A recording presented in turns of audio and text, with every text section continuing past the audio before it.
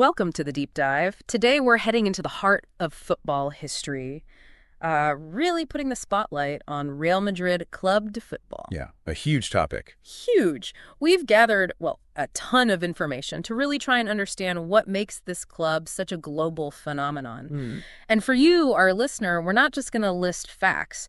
We want to unpack the essentials, those surprising details, the aha moments, and connect things in a way that's hopefully insightful, but also, enjoyable. Think of it as your guided tour, maybe, through the key moments, the big decisions that really built this, footballing empire. All right, sounds good. Let's get straight into some really compelling facts first. Okay. Real Madrid, founded 1902, and they've worn those iconic white shirts pretty much ever since. Right from the start, yeah.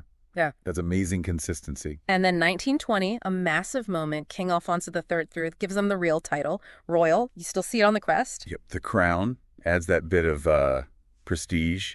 Definitely. Their home, the Santiago Bernabeu, it's legendary, holds 85,000 fans. It's a proper fortress. Oh, yeah.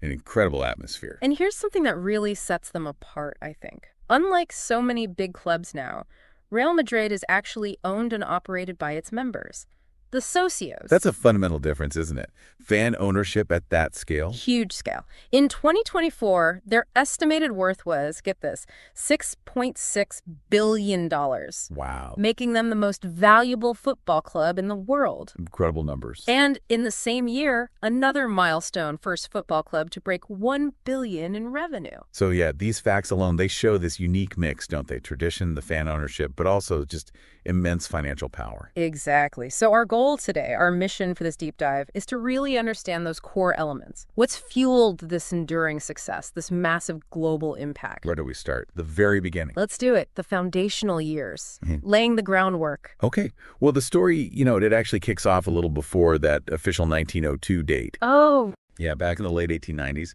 you had academics and students from the Institución Libre de Enseñanza. They were the ones who really introduced football to Madrid. Huh. Academics. Interesting. Yeah, many had connections to English universities like Cambridge and Oxford. They formed a club called Sociedad Sky Football in 1897. So quite intellectual roots, almost. But that didn't stick together. No, not entirely.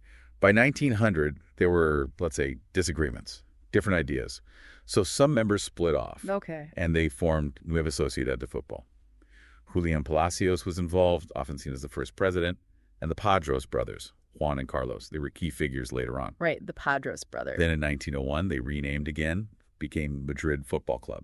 Okay, so Madrid Football Club, that leads us right up to the official founding in 1902 then. What was key there? Well, March 6, 1902, that's the date, Juan Padros became president of the new board. Madrid Football Club was officially established. And the Padros brothers, they had a particular vision. They really did, especially for that time. They wanted a club that was open to everyone, inclusive, regardless of your background. That sounds quite progressive for 1902. It was, yeah. And the white shirts, we mentioned them. Where did that specific tradition come from? That was a direct nod to an English team, Corinthian. Ah. They were a famous amateur side, really admired for their sportsmanship, their kind of elegant style. Juan Padros really respected them. So it's an English influence right at the core. Definitely. Yeah. Interestingly, for a very short time in the 1920s, they even tried black shorts, also copying Corinthian. But didn't last long. Got deemed unlucky, apparently. You gotta love football superstition. So when did the trophy collecting start? When did Madrid FC become winners? First big one was 1905. They beat Athletic Bilbao in the Spanish Cup final. Okay, early success. Yeah, that was important for building their identity. Then 1909, they were one of the founders of the Royal Spanish Football Federation, a big step for Spanish football structure. Right. And they moved grounds a bit in those early days? Yeah, a few places. But they settled at Campo de O'Donnell in 1912. Stayed there for over 10 years. Okay, until that big year, 1920. Exactly, the landmark year. When they became royal. How big a deal was that royal stamp of approval? It was huge. King Alfonso III granted them the title Real, and with it came the right to put the crown on the crest. A symbol that's still so prominent. Absolutely. Barring a short interruption, it's been there ever since. Really signified their sort of elevated status. Okay, so now they're officially Real Madrid. What about the National League, La Liga? La Liga started in 1929. Real Madrid were founding members, naturally. And how did they do in that first season? Well, they actually led the whole way until the very last match. Oh, no. Yeah, finished runners-up to Barcelona, of all teams. Ouch. Against their future massive rivals. That must have stung. Yeah, a tough start to the league history. But, they didn't have to wait too long for the title itself. Okay. No, first league win came in 1931-32, Yeah. and they actually won it again the next season, back-to-back. Right, so establishing dominance pretty quickly there. Setting a strong foundation, yeah. But things got complicated politically in Spain around then, didn't they? That affected the real title. It did. When the Second Spanish Republic was established in 1931, all royal symbols were basically banned. So the club had to drop the real from its name again, became Madrid Football Club, and the crown vanished from the crest. Right. For how long? That lasted until the Spanish Civil War ended. Okay. Now let's shift gears a bit. There's a match in 1943 that still causes a lot of debate. The 11-1 win against Barcelona. Ah, yes, that one. It's much more than just a scoreline. Sounds like it. It's deeply controversial. It reflects the rivalry, sure, but also the political climate of the time. It was the Copa del Generalissimo semifinal. Right. Barcelona had won the first leg 3-0 at their ground. But apparently Madrid felt hard done by, blamed the referee. Right, so there was tension already going into the second leg in Madrid. Tension is putting it mildly. The atmosphere was incredibly hostile, according to reports. Hostile how? Well, Barcelona fans weren't allowed to travel. There are stories the team bus was attacked when it arrived. Wow. Players later said things like coins were raining down near their goal even before kickoff. Their keeper, Luis Miro, apparently felt he needed to pick up stones just to protect himself. That's intense. There are accounts from players like Francisco Calvet painting a really disturbing picture. Alleged intimidation, political insults. What kind of insult? Things like Reds, separatists, shouted at them. Calvet even claimed a bottle was thrown that could have really hurt someone. Jeez. In the match itself, 11-1 is just astronomical. It was unbelievably one-sided. Madrid were apparently 8-0 up by halftime. 8-0. Yeah. Barca got one back late on, but 11-1. It's still the record score in El Clasico, but it's not really a result Madrid shouts about. I can imagine. And it sounds like the two clubs remember this game very, very differently. Oh, completely. For Barcelona, it seems to carry a much heavier weight, a darker significance. How so? Well, football writer Sid Lowe points this out. The 11-1 is a big part of Barca's collective memory, often seen as the moment Madrid became associated, rightly or wrongly, with the Franco regime, and Barcelona as its victim. Right. There's a quote from Fernando Arquilla, who was Barca's reserve keeper that day. He apparently said, "There was no rivalry, not at least until that game." Wow, that's a powerful statement. It shows how deep that scar runs, how it shaped their view of the rivalry going forward. A really divisive foundational moment then. Okay, let's move into, well, a name that's almost interchangeable with Real Madrid. Santiago Bernabeu. Ah, yes, the Bernabeu era. 1943 to 1978. This is when the club really becomes this global powerhouse we know today. Absolutely. Santiago Bernabeu, yes, Day, takes over as president in 43. It's a transformative period. The club needed rebuilding after the Civil War, right? Badly. And Bernabeu's vision was just huge, incredibly ambitious. He drove the project to build the new stadium, the one that now has his name, of course. And the training facilities, too. Yeah, the Ciudad Deportiva, state-of-the-art for its time. He understood the need for infrastructure. And he also saw the importance of homegrown talent, didn't he? The cantera. Exactly. Miguel Malmbo, who'd been an amateur player for the club, he's credited with really setting up the youth academy, La Fábrica, in the 50s. La Fábrica, still famous today. That long-term view, developing players from within, it's been so crucial again and again for their success. But Bernabeu wasn't just about youth. He also knew the power of bringing in global stars. Oh, absolutely. Starting around 1953, he deliberately went after world-class foreign players.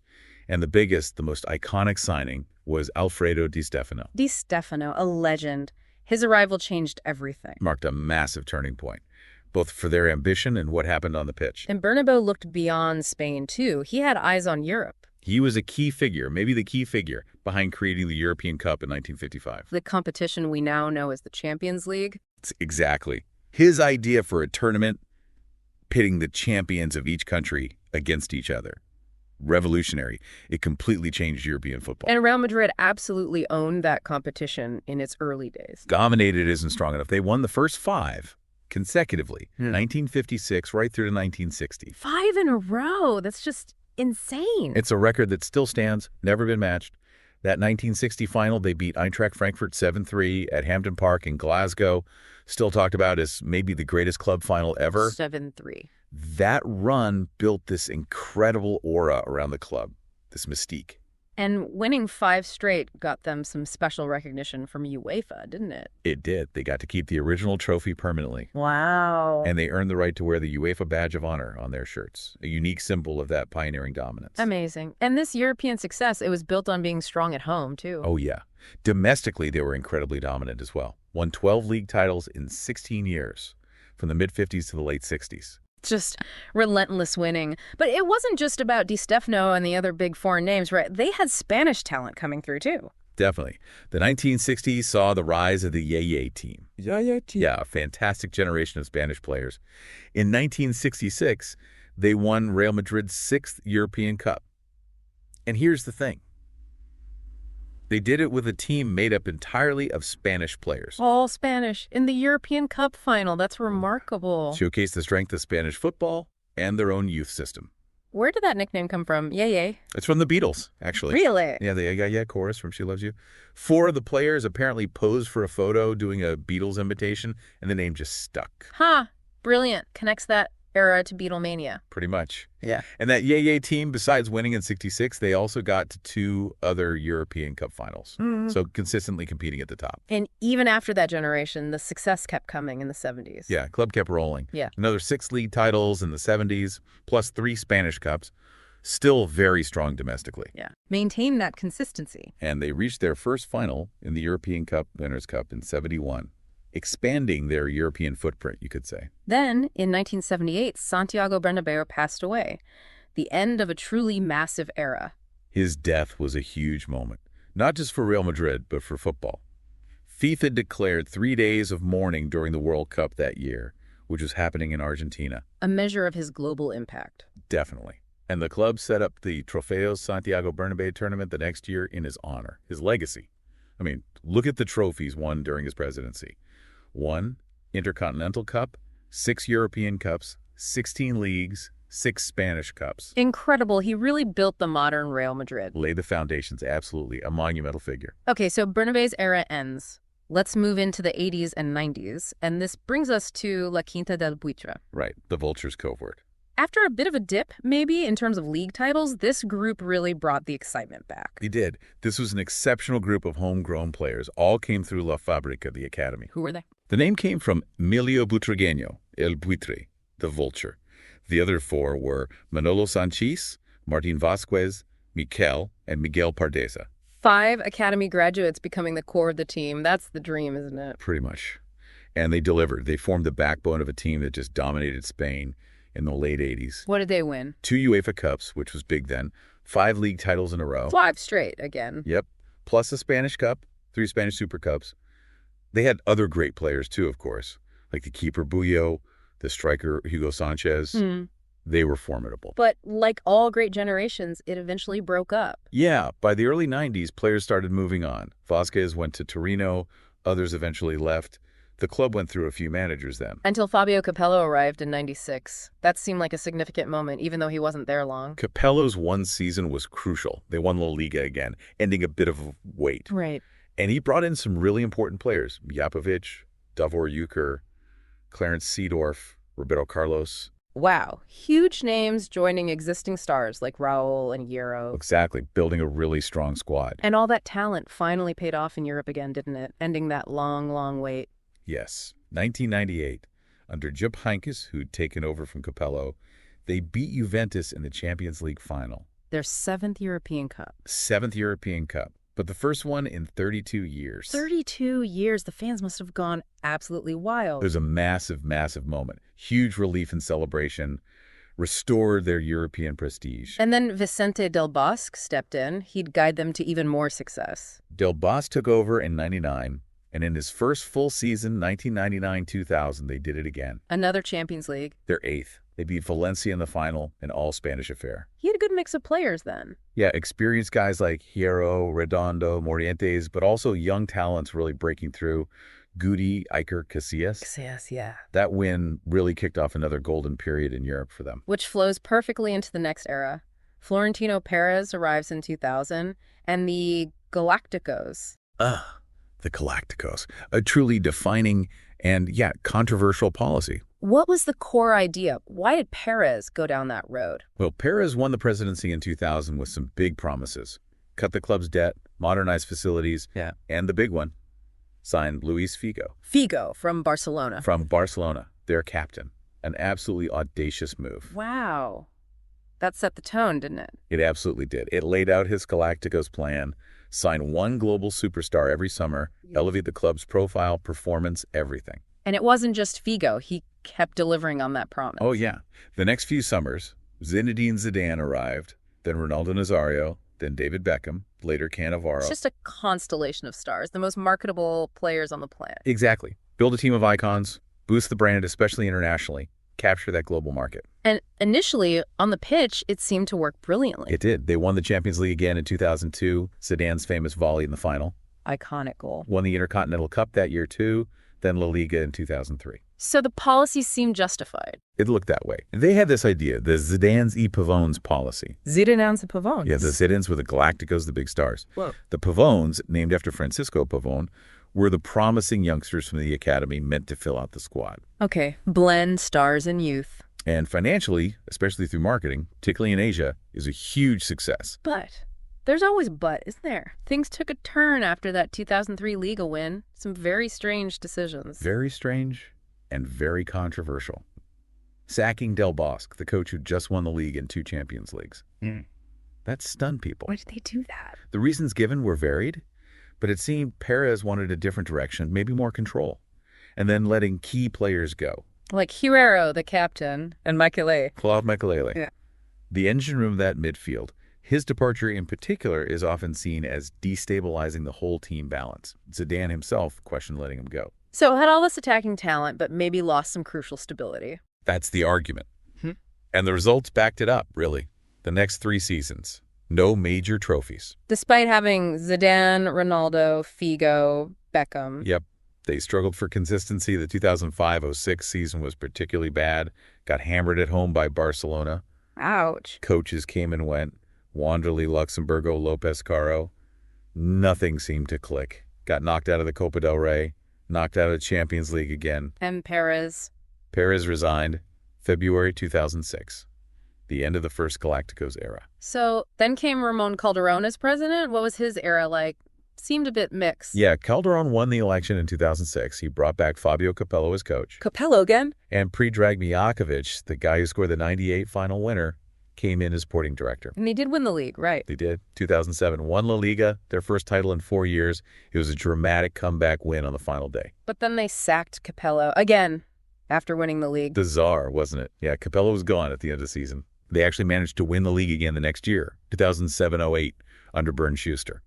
So back-to-back titles again, but then things fell apart. Pretty spectacularly. The 2008-09 season was a disaster. Got thumped by Liverpool in the Champions League, and then that 6-2 defeat at home. To Barcelona again, at the Bernabeu. Yep. Humiliating. Calderón ended up resigning amidst various controversies as well. It was a period of success on the pitch initially, but quite unstable off it. Which, of course, opens the door for Florentino Perez, round 2. He returns in 2009. And it's Galacticos V 2.0, isn't it? Pretty much. Yeah. Perez came back unopposed, actually, and immediately went big in the transfer market, signaled his intent straight away. How big? World record big. Signed Kaká from AC Milan, and then the massive one, Cristiano Ronaldo from Manchester United. Ronaldo arrives. That changed everything. Absolutely. That summer of 2009, they spent a fortune. Benzema came in too, Xabi Alonso. The second Galacticos were here. And they brought in a big-name coach to manage this new project? Jose Mourinho. Arrived in 2010. The aim was clear. Knock Barcelona off their perch under Guardiola and win the Champions League again. Did Mourinho deliver? He brought trophies back, yes. Yeah. They finally won the Copa del Rey in 2011, beating Barca in the final. That was a big mental barrier overcome. Yeah. Right. And then the 2011-12 season, they won La Liga in incredible style, record 100 points, scored 121 goals, broke Barca's dominance domestically. 100 points, that's immense. Tar. But the big one, the Champions League, La Decima, was still elusive, wasn't it? It was becoming an obsession. 3 straight semifinal defeats under Mourinho. That 10th European Cup was the holy grail everyone was desperate for. Until Carlo Ancelotti arrived. Ancelotti came in 2013, and they made another huge signing. Gareth Bale. The BBC was formed. Bale, Benzema, Cristiano. Exactly. And in Ancelotti's first season, 2014, they finally did it. La Decima. Lezima, in Lisbon, against Atletico Madrid, their city rivals. A ridiculously dramatic final. Equalizer in injury time, then won it in extra time. An incredible moment. The relief must have been enormous. Yeah. Unbelievable. End of that 12-year wait. And remarkably, the Champions League floodgates seemed to open after that, especially when Zidane took over as coach. Zidane's first spell as head coach was just stunning. Took over midway through the 2015-16 season. And won it straight away. Won it straight away. La Undécima. Their 11th. Beat Atletico again in the final, this time on penalties. Incredible start to his senior coaching career. And it didn't stop there. The next season, 2016-17, they won La Liga and the Champions League again. La Duodécima. Back-to-back. That hadn't been done in the Champions League era, had it? First team ever to successfully defend it. A massive achievement. And then, incredibly, they won it again the next year. 2018, La Décima Tercera, 13th title. Beat Liverpool in the final. a three-peat. In the modern Champions League. That's just legendary stuff. Truly historic. Cemented that team and Zidane in the history books. But then, almost immediately after that third win, shock departure. Yeah, right after the final, Zidane announced he was leaving. And then Cristiano Ronaldo left for Juventus. Wow. End of an era. Just like that. Definitely felt like it. And the period immediately after was quite turbulent. Lopetegui came in, didn't last long. Solari took over. It was unstable. Until Zidane came back. Zidane returned in March 2019. They invested heavily again that summer, Hazard the big signing, among others. And more trophies followed. They won La Liga again in 2020, their 34th title. Showed they could still compete. And then Ancelotti returned for a second spell, and the Champions League magic continued. Ancelotti's second stint has been remarkably successful, too. Won La Liga again, and then in 2022, La Decimocuarta. 14th, beating Liverpool in the final again. Yep. And then, just recently in 2024, La Decimoquinta. 15 European Cups Champions Leagues. It's just staggering. It really is. Ancelotti's won everything possible with the club now across his two spells. And, of course, the big news just after that 15th win. Kylian Mbappe finally signs. Long-awaited arrival. Adding another global superstar, signaling, the ambition never stops. Never stops. Relentless pursuit of success. Okay, let's talk a bit about the look, the identity. The crests and colors, they've evolved over time, too. Yeah, the crest started simple. 1902, just the initials MCF intertwined, dark blue on the white shirt. MCF for Madrid Club de Football. Exactly. It got a bit more stylized in 1908, put inside a circle. But the big change was 1920. When the king gave them the real title. Right. So the crown was added, the royal crown on top, huge symbol. But then, as we mentioned, politics intervened. Yep. Second Republic, 1931, royal symbols out, crown gone. But they added something else then, didn't they? That stripe. Yeah, a dark mulberry stripe was added diagonally across the badge. Represents the region of Castile, historically. And then the crown came back. After the Civil War, yeah. Yeah. 1941, crown restored, real title back, and the crest got color for the first time. Gold became prominent. And it stayed largely similar since then, just minor tweaks. Pretty much. The last main update was 2001. Modernized it slightly, streamlined the design, changed the shade of the mulberry stripe a bit, but the core elements, circle, initials, stripe, crown, are all still there. And the all-white kit, Los Blancos, that's been incredibly consistent. Almost totally consistent. Right from 1902, inspired by a Corinthian. Except for that one brief experiment. Yeah, that one season in 1926, tried the black shorts, like Corinthian, but they got hammered by Barcelona wearing it. Yeah, the unlucky kit. Exactly. So back to all white it went, and it's stayed that way ever since. It is their identity, Los Blancos, the whites. The away kits, though, they've changed colors more often. Oh, yeah. Traditionally, blue or purple were common away colors. But these days, with replica kits being such big business. They release all sorts of colors. Green, pink, orange, black, you name it. Keeps things fresh, sells shirts. And Adidas have made their kits for a long time now. Since 1998. A very long-standing, very lucrative deal for both sides. And sponsors. They've had some big ones on the hood of the shirt. Yeah. Started with Zanussi back in the 80s. Then Parmalat, Oteiza, Tatika was a long-running one in the 90s. I remember Tika. Then they even had RealMadrid.com on there briefly. Did they really? Yep. Then Siemens, BenQ Siemens, Win for a while, and now Fly Emirates for several years. Big money deals. Okay, let's talk about the grounds, the stages where all this history happened. The Bernabeu is obviously the main one, but where did they play before that? Started at Campo de O'Donnell in 1912. Had a short stint somewhere else, Campo de Ciudad Lineal. Then Estadio Chamartín from 1923. That's where they won their first league title. Chamartín. But then came Bernabeu's vision for something much bigger. Exactly. Yeah. Santiago Bernabéu drives the construction of this magnificent new stadium. Work started in 44. And it opened. Opened in 1947. But it wasn't called the Bernabéu initially. It was Nuevo Chamartín, New Chamartín. Ah, okay. When did it get renamed? 1955.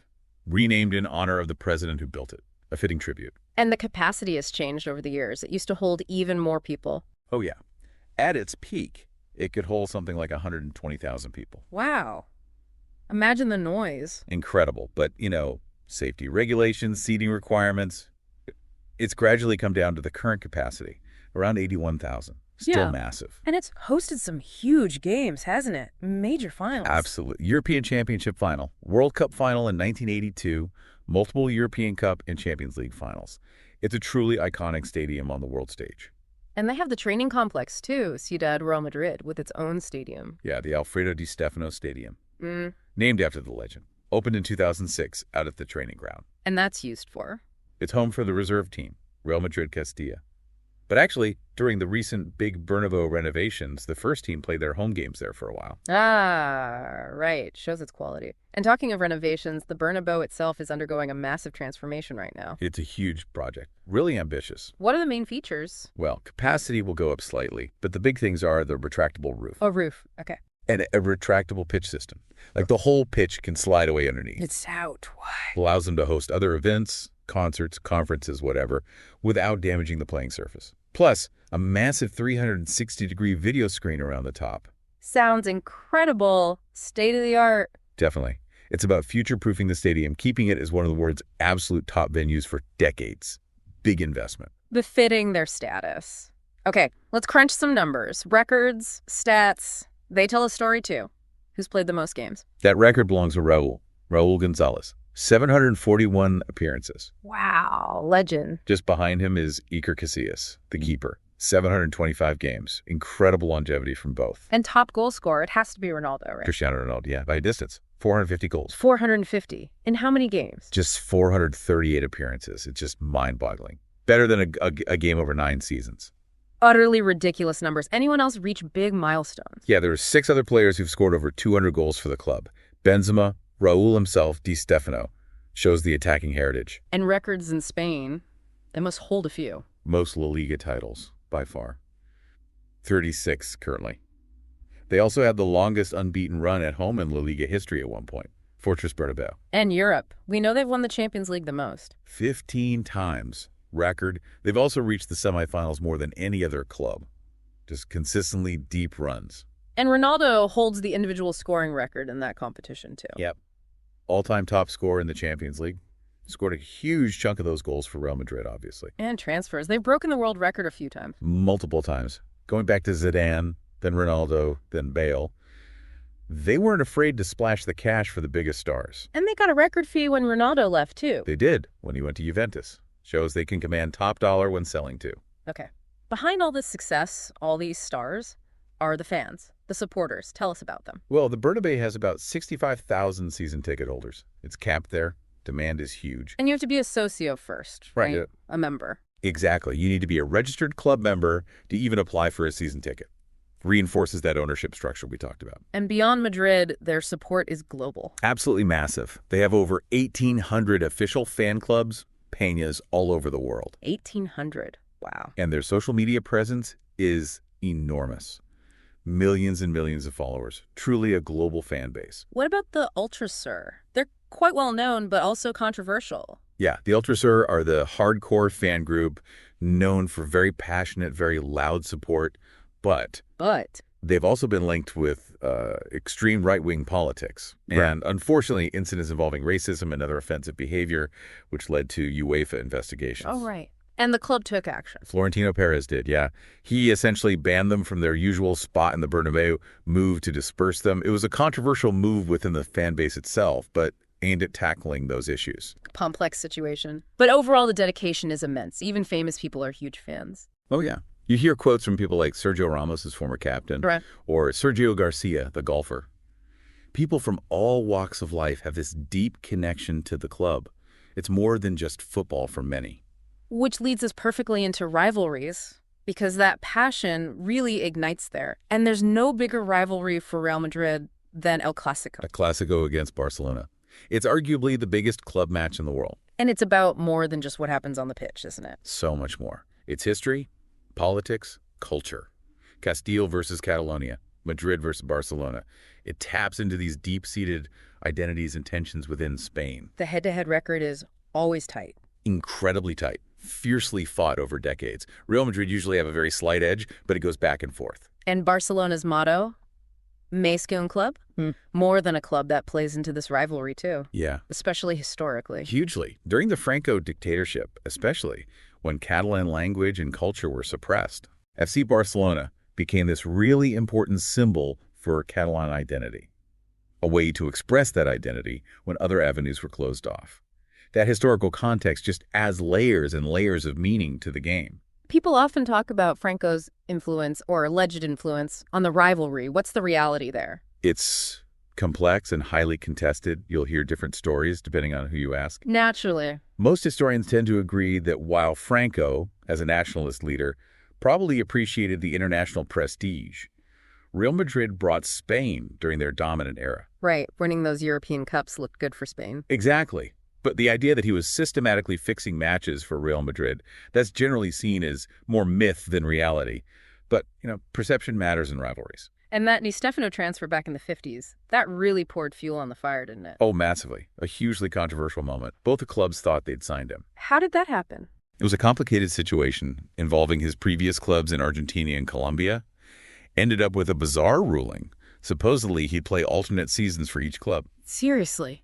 Which never happened. He ended up solely at Real Madrid and became the architect of their greatest era.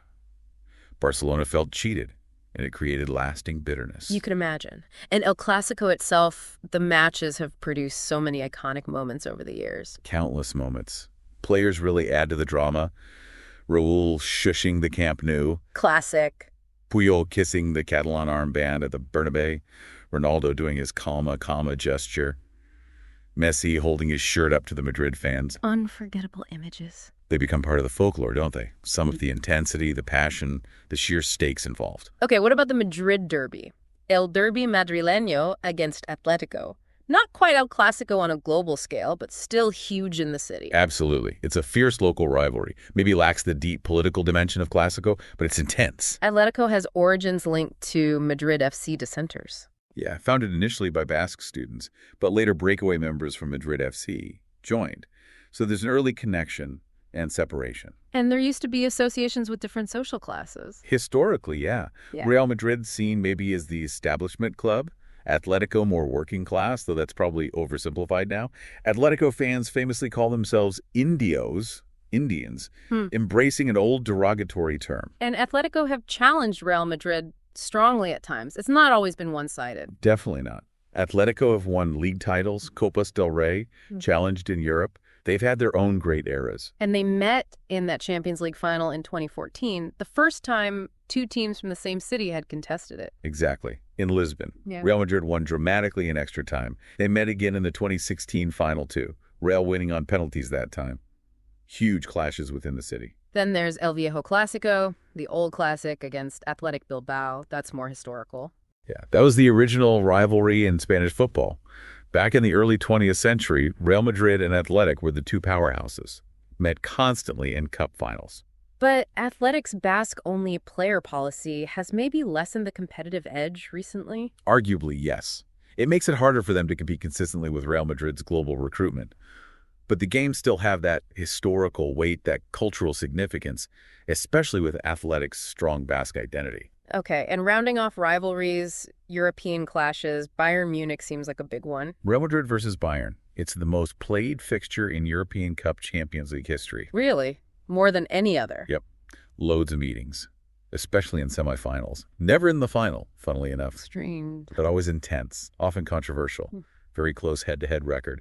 Real Madrid fans even call Bayern the Bestia Negra, the Black Beast. Huh. Shows the respect and maybe fear. Exactly. Some epic semifinals between them in recent decades. And Juventus, another frequent opponent. Yeah, another long-standing, really evenly matched European rivalry. Met in finals, semifinals, lots of knockout ties. And player connections add spice there too. Zidane moving from Juve to Real. Definitely. And Morata playing for both, scoring against his former clubs. And then, of course, Ronaldo moving from Real to Juventus later on.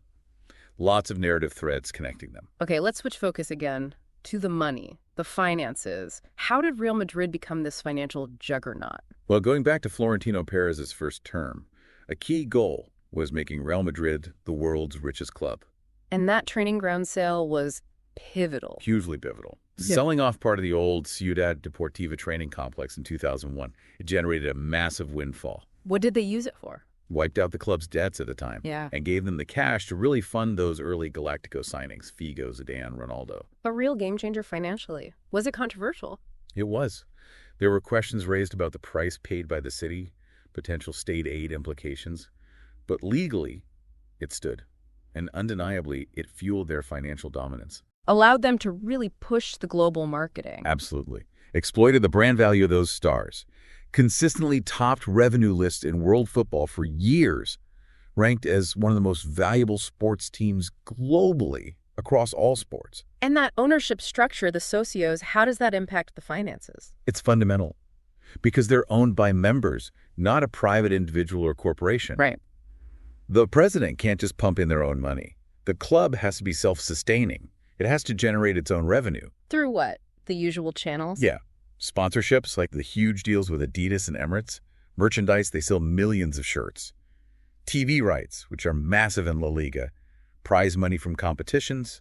And ticket sales, match day income. So it forces a focus on building revenue streams. Exactly. Financial sustainability is key. They have to operate as a successful business to fund the team because there's no billionaire owner to bail them out if things go wrong. And have they managed their debt well since that big sale, despite the huge spending? Generally, yes.